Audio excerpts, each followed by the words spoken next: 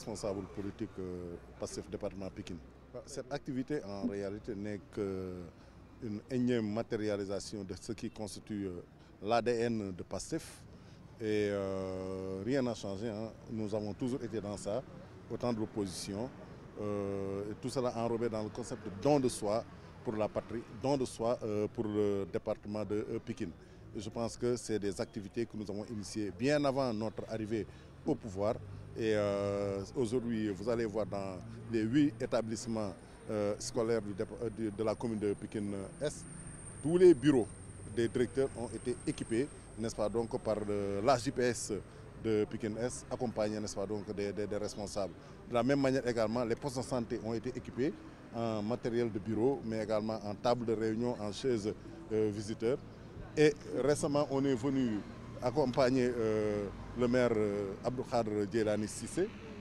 pour peindre, rafraîchir la peinture, n'est-ce pas, donc des bâtiments donc, du centre de santé, comme vous le voyez, et également le poste de santé de la cité pépinière. On a opéré également des zones d'investissement humain, ce qu'on appelle 7 au niveau de ces centres de santé, mais également au niveau des établissements, mais également au niveau donc, de l'espace public communal. Et c'est dans ce sillage-là qu'on est aujourd'hui là, dans la continuité de ces actions-là que nous menons pour un mieux-être des populations de Pikine-Est et de Pikine en général, procéder donc à l'installation de ces enseignes lumineuses. Ces enseignes qui ont construit une demande mais pressante des ICP, des infirmiers chefs de poste, mais également des populations, et demande à laquelle donc aujourd'hui, avec la GPS de la commune de Pikine-Est, accompagnée donc de leur parrain, le maire Abdou Khadr Djeylani Cissé, nous sommes venus donc installer et donc couper les rubans. Et je pense que ça va continuer parce que, comme j'ai dit, ça fait partie de notre ADN. C'est la raison pour laquelle il n'y a rien de possible. C'est naturellement que nous le faisons. Et nous allons continuer dans ce sillage-là. Ça, on l'a dit, on l'a ressassé à moult reprises. Et c'est compte tenu même de l'histoire et justement des découpages administratifs successifs, parce que quand Guédiawaye a été détaché de Pikine, étant donné que la plupart des infrastructures étaient à Guédiawaye, les services déconcentrés de l'État comme le commissariat central de Pikine, qui est maintenant sur le territoire communal de Guédiawaye, comme la caserne donc, des sapeurs-pompiers. Vous voyez, aujourd'hui, c'est Pikine qui a donné naissance à Guédiawaye et à Kermassar. Et la préfecture, et même Kermassar vient d'entraîner son commissariat central, et déjà ils vont avoir donc un bâtiment administratif où loger aussi bien leur préfecture que leur sous-préfecture. Alors qu'à Pikine, nous sommes totalement dégarnis, et ça je pense qu'on l'a toujours donc clamé fort. Et les députés également, récemment, le député Matar Sylla a pris une initiative parlementaire consistant en une question écrite, le député Babacar Ndiaye également, et les autres députés, Ibrahim Beng et les autres. Et c'est au niveau donc de l'hémicycle de faire écho à cette revendication des Pikinois. Aujourd'hui, la préfecture de Pikine est à Guédiawaye, donc la caserne des sapeurs-pompiers est à Guédiawaye, mais également le commissariat central est à Guédiawaye. Ça pose un problème de souveraineté administrative relativement donc, au département de Pikine. Autre chose, aujourd'hui, Pikine, on parle de la ville de Pikine, mais vous ne verrez nulle part sur le territoire communal de Pikine un endroit qui offre les caractéristiques d'une ville. C'est la raison pour laquelle ça, il va falloir y remédier. Le projet existe, le coût est déjà arrêté, n'est-ce pas? Donc c'est 301 milliards. C'est dérisoire par rapport à toutes les ressources dont Pikine dispose et toutes les possibilités qu'offrent, n'est-ce pas, donc, les partenaires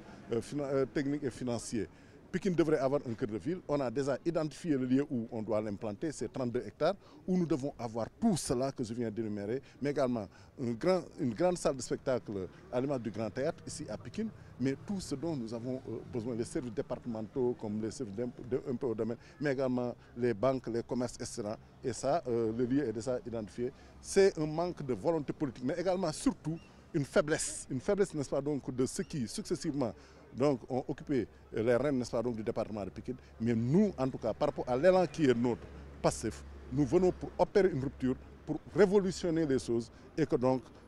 cela va justement se faire dans quelques mois, dans quelques années. Pikine aura son cœur de ville, un espace où, quand on va y aller, on va savoir que ça, c'est une ville. Mais également, tous ces services-là dont j'ai parlé tout à l'heure, Pikine va en être doté. Et ça, ce sera par la mobilisation de tous les Pikinois et de toutes les Pikinoises. Et nous sommes déjà, parce que comme j'ai dit, nous, à PASTEF, ça, c'est dans notre ADN, le don de soi pour la patrie. nous ne venons pas pour nous servir, nous venons pour servir et ce service-là, nous n'avons pas attendu d'arriver au pouvoir pour nous y adonner. Ça a toujours été un leitmotiv dans notre quotidien. Lani Cissé tey dañ fi daje woon doon seetal poste de santé yi aussi defaale don d'enseigne lumineuse conformément comme ba ñuy ñëw doon taatanti seen i problème dañu ko diisoon bu dee poste de santé bi ñu nekk Touba Diacksao ñoom ils avaient demandé que ni poste de santé bi dañu bëgg ñu rafraîchir peinture bi pare defal leen enseigne lumineuse et que côté matériel médical aussi dañ ci manqué woon lu bari et donc ba ñu amee information yooyu fii ñu jotoon def ay jéego demoon outil yenn soutien yi pour mën leen ci jàppale donc ci li nga xam ne nag ci suñu doole ca la tolloon moo d'abord nekkoon phase 1 bi ñëwoon peinture fii ba mu paree ñu doogay jublu ci phase 2 bi mooy enseigne lumineuse yi phase 3 bi nag war a nekk dem outil ay équipement médical pour ñëw andil leen ko yàlla dafa dogal nag àggaguñu ci phase 3 bi phase 2 bi mooy soog a antu tey jii nii fële ci bu nekk ci biir cité pépinière bi aussi foofu dañu fekkoon en construction on leur avait dit que ni mënaguñoo ñëw peinturer leen ndax dañuy tabax benn partie bi mais comme que da ngeen ni enseigne lumineuse bi pratiquement depuis 10 ans yéen a ngi topp mairie bi mënul leen ko defal loolu mën nañ leen ko defal ñoo mayaale leen set setal et c'est dans ce cadre ba ñuy def phase 2 wu Touba Diacksao ñu doogay may leen enseigne lumineuse bi nga xam ni ñoo sekk centre de santé boobu nee nañu def na fukki at ci ren bañ koy ñaan amaguñu lii lépp nag c'est dans le cadre du don de soi bi nga xam ne Pastef moom lay doxee nga xam ne dafay inscrire ci agenda de la transformation vision 2050 ñi ngi ci ànd ak jeunesse patriotique bi ànd seeg jigéenu Pastef ànd seeg magi Pastef ànd seeg pratiquement toute la coordination de Pastef ici au niveau de la commune muy inscrire toujours dans le cadre de fësal sa candidat lii moo waral donc ci programme bi nga xam ne ñi ngi doon nekk di ko bind yamuñu ci toog suñu ruq di ko bind dañoo dem dugg ci kër yi dugg ci ñi nga xam ne ñoo ŋànk gox bi waxtaan ak ñoom et li nga question bi nga ma posé nii nekk na loo xam ni teg nañ ko ci table bi te donc je pense que li koy régler mooy l'administration locale en réalité bis bu inversé ni muy utiliser budget bi rek problème bi dina régler parce que 60% ci budget bi type fonctionnement la ci un commune boo xam ni le budget a été évalué dans les 800 et quelques millions or il fut des années yoo xam ni pic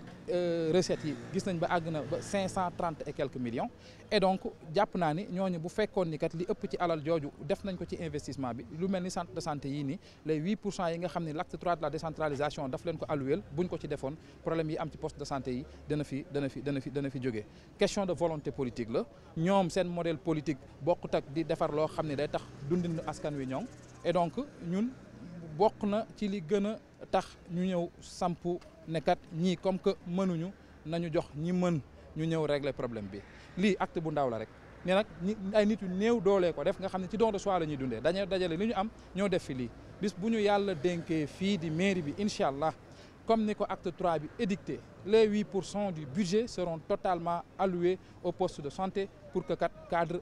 médical bi ñu gën koo élever incha allah. insécurité bi moom wax dëgg neex yàlla ak Pikine lu yàgg la. Et d'ailleurs, nous avons interpellé à maintes reprises le ministre de l'Intérieur par rapport à ça mais ñun jàpp nañ ni li ko waral mooy Pikine dafa manqué ay édifices yu mel ni ay police centrale yu mel ni ay sapeurs pompiers parce que quand on parle de sécurité nekkul rek agression yi parce que aussi ay incendie mën nañ ko boole ci sécurité fi mu toll nii bu fi lakk amoon léegi sapeur pompier pour mu ñëw fi problème lay doon ndax bi gën a jege je pense mi ngi ci biir mairie bi te benn kii bu ndaw lañ la leen fa defal côté agression yi aussi manque de police centrale parce que police bu Thiaroye bi moo fi gën a jege te li muy coiffé dafa bari